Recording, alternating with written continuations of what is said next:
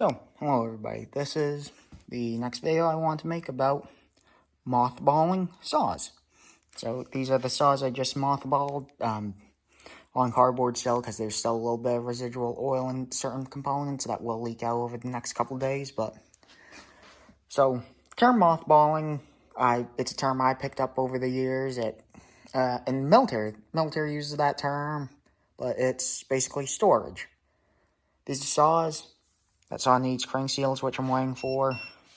Needs a couple other small things. Just gotta wait for parts, because the parts were on back order. And just don't have time to screw with a small saw like that. This, I need to redo the intake boot. And again, waiting for parts. But the saw I also wasn't using as much. I got 390, and 390 is just a little bit heavier, but way more power, and I like it a lot more than even this ported one. I'm just mothballing this for the summer because it's heavy, and I don't really plan on using it until probably about next spring. Just don't have the time to run it this summer. I got a lot more, I don't want to say production, but jobs where I need to get stuff done fast. Don't have the time to be screwing around. This is my 61. This I'm just mothballing because, again, it's one of those saws. I got the 55. This has a full wrap, but that 55 Rancher it's one of my all-time favorite saws, and this one, just not the time for it. Plus, I got two 266s under the bench that I'm working on, so this might be mothballed for a decent amount of time. So, mothballing, there's different stages of it. This is more or less temporary. That one I'm probably going to be working on within a month or two. That one, again, probably going to be working on in a month or two. That one, like I said, won't be running for a while, so I did stuff a little bit differently than this one. Again, same thing. It's to be determined on how long it sits, so it works out kind of funny. Got 2 Huskies, 2 Steels, 2 relatively short-term storage, 2 relatively long-term storages. So for these, empty out the gas, empty out the oil, run it so that the carbs are dry, and that's about all I do. Give them quick rinse down, not even deep clean, because, again, gonna be short term. I'm okay with a little bit of oil on it, and in fact, it helps preserve them. Same thing with this, no gas, no oil, running out of fuel.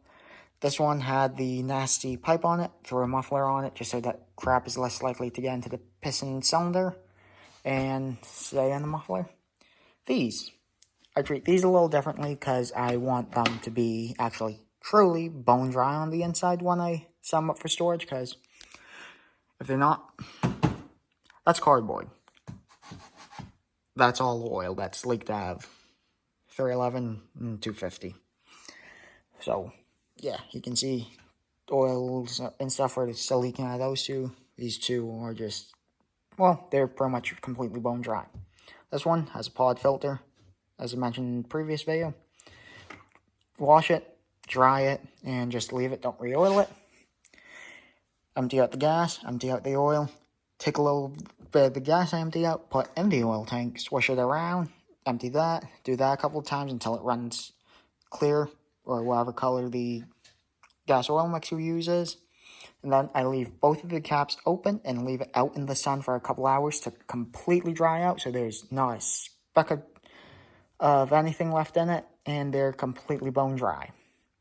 Cylinders, I've never had issues with long-term storage. I've never used fogging oil on saws. I've just personally never found them to be necessary, especially in an enclosed garage. The humidity levels stay relatively the same with the temperature, so it's not as big of a deal. Same thing with this one. So, that's the main difference. These, sometimes I also put tissue paper and stuff into the tanks, but right now, again, don't feel it's necessary. I might at some point, but these completely bone dry. And tomorrow, once these are done draining oil, I'm going to go actually take them apart, completely wash them out, completely spotless, put a light coat of oil on anything steel that might rust, and up on the shelf they go for a nice little nap. This one, I might actually rob this chain brake off at some point, because I do like these metal chain brakes with the metal flag more than the plastic ones for the 266 projects. This one, again, probably just going to stay here. Kind of looking for a new recoil assembly. This one has a broken off ear for one of the bolts on the bottom, but not a big deal. And this one just needs a few little things, and it should be good. But this one I don't even know if the air filter's fairly clean, but yeah. This is what I was talking about on Rangers of Pod Filter over this. Nothing really gets on the inside. You can see a few small flecks and a few pieces of sawdust, mainly up in that corner, but, you know, this is a lot nicer, and you don't have to worry about the rain. But, yeah, that's my tricks for storage. I mean, if you're doing true long-term storage, like several years where you're not even going to touch them, that's when I think about using a fogging oil. Again, not necessary. I've never used it, but I also use really high quality oils in the fuel, and I run my sauce a little bit rich. And that's one of the other things I forgot to say.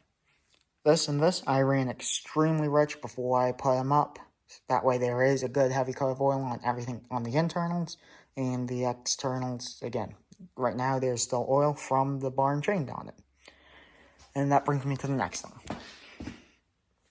Bars and chains. That bar up there is at least 20 years old. I think this one's actually close to 30 or 40 years old, because my buddy got it on a saw, and that saw, we do believe it was the original bar with the saw. This is just a new version of that. This, I'm still torn on it. For a 28, it's stiff enough, but still not quite a fan of it.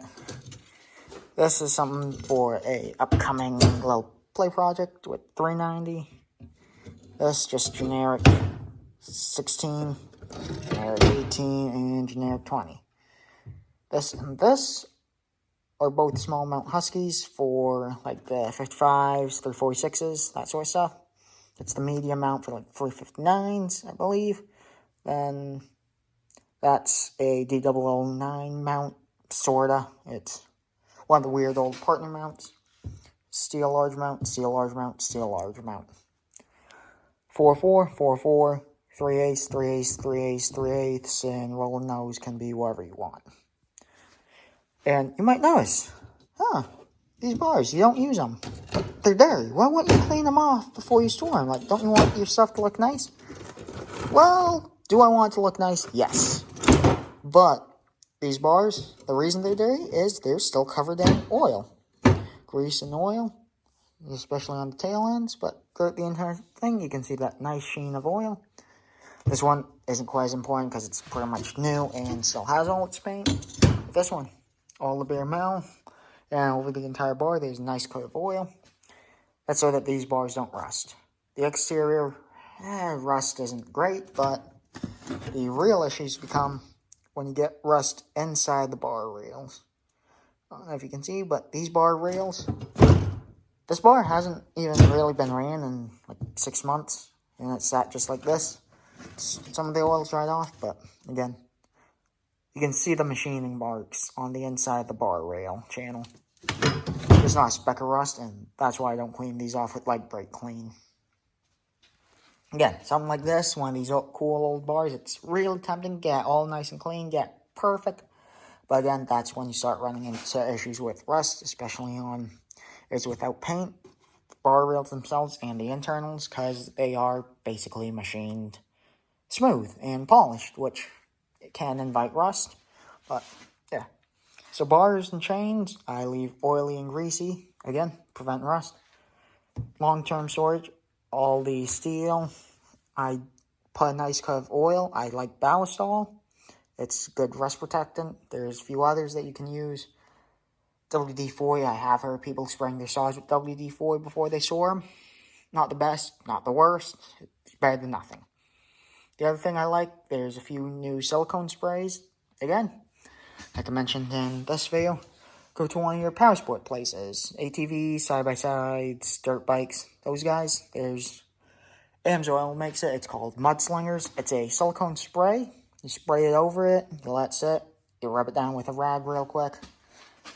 I don't use it. My saws generally don't sit.